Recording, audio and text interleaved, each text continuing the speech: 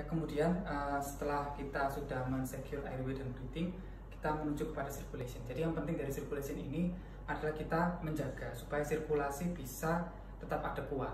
Jadi apabila terdapat perdarahan, maka hal yang pertama kita lakukan adalah satu, kita menghentikan perdarahan tersebut, yaitu dengan melakukan bebat tekan. Jadi kita memerintahkan apabila bekerja dalam sebuah tim, kita meminta tolong kepada anggota tim lain untuk melakukan bebat tekan untuk mencegah perdarahan tersebut. Lalu yang kedua adalah resusitasi cairan. Jadi pasien diberikan double IV line dengan pemberikan cairan normal salin atau ringer laktat sebanyak 3 kali daripada estimated fluid loss-nya berdasarkan rumus perhitungan di ATLS. Jadi kita berikan double IV line seperti itu. Kemudian sembari kita mengambil sampel darahnya di sini. Jadi kita bisa melakukan 2 kegiatan sekaligus untuk memeriksa mengenai darah lengkap, serum electrolyte dan sebagainya. Kemudian untuk bisa mengevaluasi daripada cairan yang masuk tersebut, maka kita perlu untuk memasang kateter. Tentunya kita memperhatikan kontraindikasi memasang kateter. Jadi kita bisa melihat apakah ada darah yang keluar dari meatus externus, meatus uretra, apakah ada hematom di area tersebut, atau mungkin kita bisa melakukan RT, ya, rectal to jar, rectal to C, untuk memeriksa apakah ada high riding prostat. Artinya ada tanda-tanda prostat itu posisinya lebih tinggi daripada semestinya akibat adanya ruptur di situ.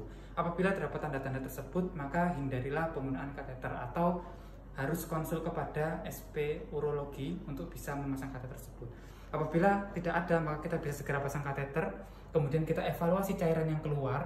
Kita catat untuk bisa kita evaluasi cairan masuk dan cairan keluarnya, seperti itu. Nah, kemudian ada sedikit tips apabila kita ingin memeriksa, ingin mengetahui tentang tekanan darah daripada pasien yang trauma tadi, apabila kita tidak ada monitor atau tidak sempat untuk menensi, jadi kita bisa menggunakan beberapa arteri-arteri tertentu. Seperti yang pertama adalah kita bisa meraba arteri dorsalis pedis, ya. Jadi arteri dorsalis pedis itu salah satu kaki. Jadi kita meraba daripada tendon extensor hallucis longus. Jadi di sini, atau tendon yang melekat pada jempol kaki, kita raba sampai atas. Kemudian kita berjalan ke lateralnya. Nah, di sini akan teraba arteri dorsalis pedis. Apabila teraba, maka tekanan darahnya itu 90 atau lebih, seperti 90 tekanan sistolik. Kemudian yang kedua adalah arteri radialis. Jadi misalnya kita bisa gunakan ini, ya. Jadi dia menempel pada tulang radialis seperti ini di lateral daripada tendon yang kita bisa raba di sini menggunakan 3 jari atau 2 jari, ya, jangan jempol, ya, karena jempol ada kita malah bisa meraba nadi kita sendiri. Jadi teraba di sini. Apabila bisa teraba, maka minimal 80 ke atas dengan sistoliknya. Kemudian apabila bisa tidak teraba, kita bisa meraba arteri femoralis. Jadi ini memang agak susah. Jadi arteri femoralis ini kita bisa raba dengan menekuk pasien, namun tidak bisa dilakukan apabila dengan pasien dengan trauma yang multiple trauma, bahkan ada fraktur, ya. Jadi dengan kita memasukkan keempat jari ini, kita tekan karena posisinya agak dalam ke musculus gastrocnemiusnya seperti ini. Apabila teraba, maka minimal adalah tekanannya 70 sistolik ke atas, seperti itu. Dan yang terakhir yaitu arteri karotis, ya. Arteri karotis di sini misalnya permisi, ya, yaitu ada di antara cartilago tiroid dan juga musculus gastrocnemius. Jadi kita raba di antaranya seperti itu melalui 3 jari. Dan apabila teraba, maka minimal tekanan sistolik 60 ke atas, seperti itu. Jadi penting kiranya pada sirkulasi ini kita untuk menjaga tekanan darah pasien supaya tetap stabil. Kemudian yang keempat adalah disability. Jadi kita memeriksa apakah ada disabilitas, seperti kita memeriksa GCS, kemudian kita memeriksa pupil, yaitu mungkin pasien tidak sadar ada gangguan neurologis atau gangguan pada intrakranial, kita bisa memeriksa pupil. Kemudian kita juga apabila pasien sadar, kita bisa memeriksa kekuatan ototnya, apakah ada kelemahan otot, defisit neurologis, dan lain sebagainya. Kemudian yang terakhir adalah yaitu exposure. Jadi kita berusaha semaksimal mungkin untuk melepaskan semua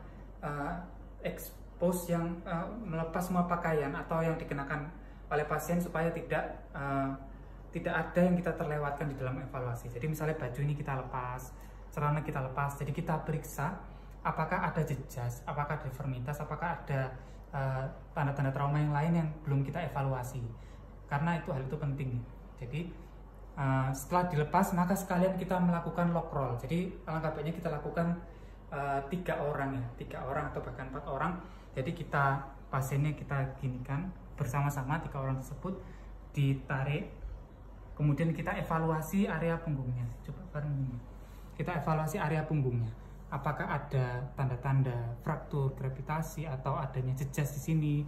Ya, kemudian tadi kalau sempat kita juga bisa RT, tapi tadi sudah dilakukan. Lalu dikembalikan lagi pasiennya dan kita tutupi oleh pakaian lagi atau kain karena bahaya pasien hipotermi. Ya, seperti itu. Tadi merupakan video singkat dari primary survey ATLS.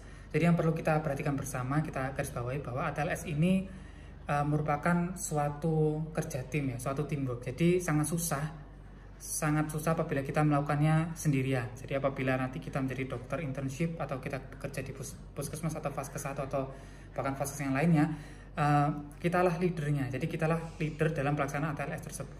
Dan yang kedua, pentingnya ada salah satu anggota tim yang dia bertugas untuk mencatat tanda-tanda vitalnya, kemudian perkembangan tanda-tanda vitalnya, perkembangan klinis, dan apa yang dilakukan oleh tim ATLS tersebut kepada pasiennya. Dan hal ini sangat penting. Sekian video dari saya, jadi kurang lebihnya mohon maaf. Terima kasih. Wassalamualaikum warahmatullahi wabarakatuh.